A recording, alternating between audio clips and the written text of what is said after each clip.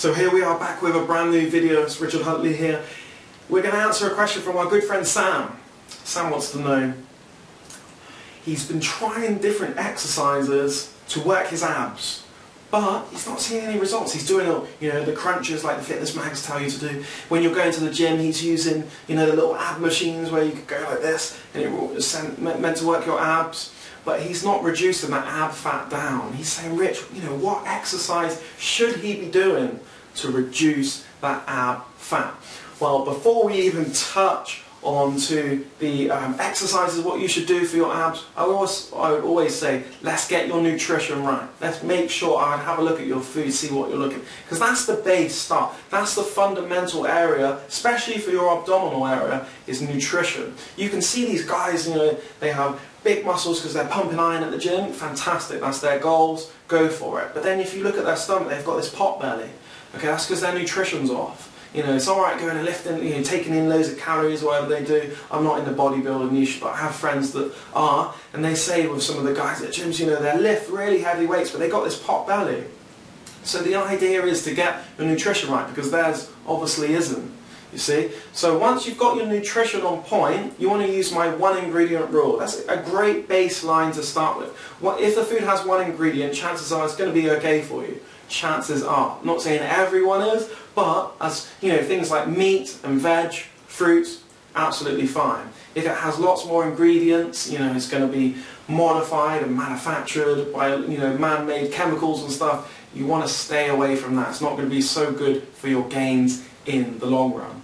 So with the abs, lots of it's because of your carbohydrates, also known as the glucose and sugars. You want to make sure you reduce those sugar levels down, reduce those carbs down a little bit, because chances are your carbohydrate intake is probably going to be a little bit too high.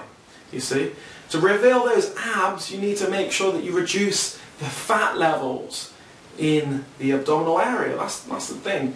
So people say to me, oh, I've got sugar cravings, I love sugars. They say artificial sweeteners. No, that's still going to give you really bad cravings. You're going to consume more calories.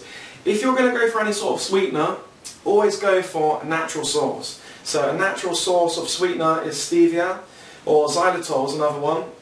Depends how your body works with it. But stevia is very popular now, and it comes from the extract of the stevia leaf from South America originally. So it's a great one to try. Instead of having all of your sugar that you're consuming, because chances are you're probably consuming a lot if you've got abdominal fat. That's what we call like the insulin area, is the stomach area. Once you've got that right, then when you start doing your exercises that you're doing, I would stay away from those ab crunching machines. They don't hit your arms well enough for me. They just end up giving you a neck ache. With lots of the crunches, you end up with a backache and a neck ache. Things like try out the planks, but use cardio exercises that you can incorporate together. You can do like cardio conditioning, so you can have a go at doing some good old-fashioned burpees, mountain climbers. Okay, incorporate jumping jacks, star jumps, all things like this with push-ups, and then make it more difficult. You're going to burn far more calories and lose your belly fat doing that than, obviously, with having nutrition, than just making sure if your nutrition isn't good and you're just using what you're doing right now with those crunching machines, it's not going to be as good. So nutrition right, and then make sure you do those exercises, you'll have far better results. Hey, if you enjoyed this video, you can pick up my 7-Day Fat Loss Formula Plan. It's somewhere in the link below this video. And if you've enjoyed this video up to now, always appreciate your support with a thumbs up, like button. And if you want to subscribe to my YouTube channel, you can subscribe somewhere along this video or gently just below. And I will see you all in the next video. Let's have a great day.